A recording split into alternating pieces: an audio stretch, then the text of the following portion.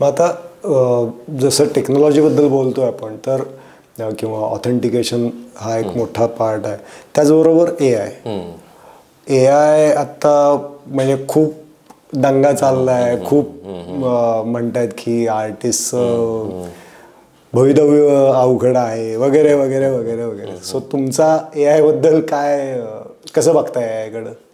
परत मी ए आय कडे पण आहे ना, जसं मगाशी म्हणलं की डिजिटल हे टूल आहे शेवटी. मी ए आय कडे पण मी त्याच दृष्टीने बघतो. शेवटी ए आय हे काय आहे, टूलच आहे. आणि ए आयला पण काहीतरी लिमिट आहेत. म्हणजे ए आय काय, आता बरेच जण मला म्हणले की बाबा XYZ नाव मी अजून ते काही बघितलेलं नाही करून, की बाबा हां रामाचं चित्र पाहिजे, ह्या चित्रकाराच्या शैलीतलं पाहिजे, हे करून ते शेवटी ते कन्वर्ट करून देईल तुम्हाला. पण ते 100% परत काय होईल, त्याचं फिलिंग येईल का? नाही येणार. ते त्या आर्टिस्टचं एखादी ठरलेली विशिष्ट शैली जी फ्रीज झालेली आहे ती तिथपर्यंत येईल. पण जेव्हा तुम्ही जेन्युइन आर्टिस्टकडे जाल त्याच आर्टिस्टकडे, त्या ए आयपेक्षा ते उत्कृष्ट दिलेलं असेल. खरं 100%. आता उद्या जरी सहज माझ्या नावाप्रमाणे मला हे चित्र पाहिजे म्हणून तुम्ही केला, तर ते जी काही माझी डिजिटली डेटा उपलब्ध आहे तो त्याचं काय करेल की बाबा त्याचं सक करून घेईल, त्याचं ते बायफिकेशन करून ते जोडाजोडी करून तुम्हाला ते देईल. म्हणजे ते तुम्हाला काय अल्टर करेल, फक्त अल्टरेशन देईल त्याला, किंवा त्याला काहीतरी ऑप्शनल अल्टरेशन देईल. पण मूळ काय देणार आहे का? नाही देणार. हे त्यातली आत्ताची तरी गोष्ट आहे दिसती मला. आणि दुसरी गोष्ट त्यामुळं काय आहे की त्याचं ऑथेंटिकेशन राहणार नाही मुळात, म्हणजे की त्याची ओरिजिनॅलिटी राहणार नाही आहे. तुम्ही सबस्टिट्यूटच घेणार शेवटी. आता ज्यांना सबस्टिट्यूटमध्ये जगायची किंवा सबस्टिट्यूट आनंद देत असेल त्याला इलाज नाही, आपण काय त्याला करू शकत नाही आहे. आणि ज्याला जेन्युइननेस ओरिजिनल आणि ओरिजिनल शेवटी ते टूल आहे. आणि त्यात काय होणार, फक्त जास्तीत जास्त काय आहे की त्याची आर्थिक लेवलला कॉस्ट कमी होणार, एवढीच गोष्ट आहे. आता हे सगळं जेव्हा बऱ्याचशा गोष्टी म्हणजे प्रिंट मीडिया असेल, ए आय असेल, किंवा ह्या ज्या गोष्टी का आपण माणूस करतो, कशासाठी करतो, हा जर प्रश्न विचारला गेला तर त्याचं कुठंतरी एक उत्तर येतं की बा आर्थिक गणित, की बाबा मला स्वस्त मिळतं, हे स्वस्तात माझ्याकडे होतं, हा एवढाच गोष्ट आहे त्याच्याशी रिलेटेड. म्हणून जेन्युइन मिळतं म्हणून आहे का कुठलं? नाही. मग ज्याला जेन्युइन करायचं आहे, ज्याला ओरिजिनल घ्यायचं आहे, किती जरी ए आय आला. आता मधल्या काळामध्ये कॅनव्हास प्रिंट आले म्हणून चित्रकाराला काही काम राहिलं नाही, हे राहिलं नाही, ही गोष्ट तेव्हाही आली होती. पण शेवटी प्रिंट आहे ना ती, म्हणजे ह्या चित्राची रिप्लिका होऊ शकेल. मग नवीन चित्राचं काय, परत प्रिंटच काढणार ना तुम्ही, पण नवीन चित्र निर्माण होतंच ना त्याच्यामध्ये, असं आहे ना. आणि हे प्रिंट कधी की बाबा नाही, कॉस्ट कटिंग सुरू झालं. तिथला मूळ मुद्दा काय होता, कॉस्ट कटिंगचाच होता.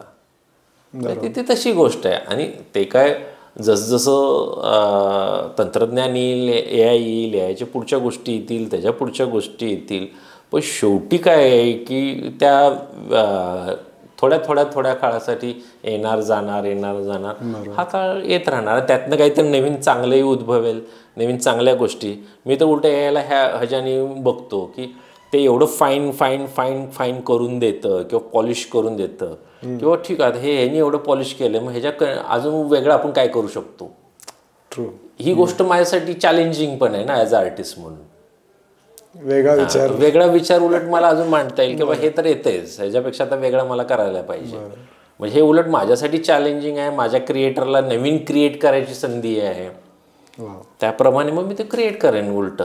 मग तेच आहे तेवढं. मग आता मग ऑथेंटिकेशनची जर गोष्ट आली तर ती येणाऱ्या पिढीची जराशी अडचणीची गोष्ट आहे. म्हणजे बऱ्याच वेळा गुगल आणि ए आय किंवा ह्या गोष्टीमुळे आहे ना, की बाबा खरं चित्र कुणाचं आहे, काय आहे, हे लवकर ह्या पिढीला लक्षात येणार नाही. किंवा ह्या शैलीतलं चित्र आहे का ह्या आर्टिस्टचं, ह्या शैलीतलं चित्र आर्टिस्टने कधी केलं होतं का, ह्या प्रवासातलं त्याचं चित्र आहे का. ह्या गोष्टी ज्या आहेत त्या शेवटी वैयक्तिक लेवलवर काय म्हणतो की त्याचा स्वभाव जर असेल चिकित्सक शोधायचा, आणि जर त्याचा स्वभाव असेल की नाही बाबा कॅज्युअल घ्यायचं, आलं चिटकून मोकळं, त्याला आपण काय करू शकत नाही. तर ऑथेंटिकेशनच्या बाबतीत थोडंसं आल्यानंतर ए आयमुळं गफलत होणार आहे नवीन पिढीची, त्यातल्या त्यात व्हिज्युअल लँग्वेजविषयी. कारण व्हिज्युअल लँग्वेज ही खूप स्ट्रॉंग आहे सर्वात मुळात म्हणजे. बरोबर. आणि त्याला तुम्हाला ऑथेंटिकरण बांधायचं म्हणजे परत ती वेगळी गोष्ट आहे.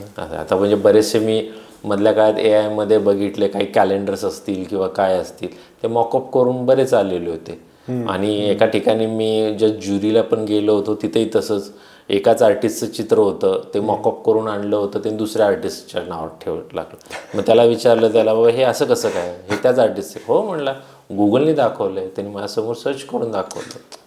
मग त्याला म्हणलं साईटवर जा, त्या साईटवर गेलं, त्या साईटवर वेगळंच. मग म्हणजे ह्या सगळ्या गोष्टी येतात. आता ते ऑथेंटिकेशन करायला आता जी काही पिढी आहे ती जरासं शोधलं पाहिजे, पाहिलं पाहिजे, सिनियर्सनं विचारलं पाहिजे, त्याचे रेफरन्स शोधले पाहिजेत. या दृष्टीने त्यांचा स्ट्रगल वाढेल. हां, तो स्ट्रगल सगळ्यांचाच वाढला, त्यांचाच नाही, आपलाही वाढला आहे. म्हणजे आपल्यालाही बऱ्याच गोष्टी समजून घेताना कन्फ्युजन आहेच ना. म्हणजे आपण काय सगळेजण तेवढे हे करत नाही आहे. म्हणजे सगळ्यांचाच तो स्ट्रगल वाढणार आहे. जसं आता ते मध्ये मॉकअप व्हिडिओ आले, फिल्म स्टारचे असतील, हे असतील, ते असतील. त्यामुळे येणाऱ्या काळात थोडंसं सेन्सिटिव्हिटी आणि जाणीवपूर्वक जरा नीट राहिलं पाहिजे. पण मग ओरिजिनॅलिटीची value not in terms of money, म्हणजे ती तर बाजू वाढूच शकेल, पण त्याच्याकडे बघण्याचा दृष्टिकोन हा वाढू शकेल. म्हणजे किंमत तर वाढेल, पण त्याच्या एफर्ट्सकडं, ओरिजिनलच्या एफर्ट्सकडं रिस्पेक्टफुली अजून जास्त बघितलं जाईल. ज्या दिवशी नक्कीच की बाबा जेव्हा फेक वाढेल तेव्हा ओरिजिनलकडे रिस्पेक्ट येणारच.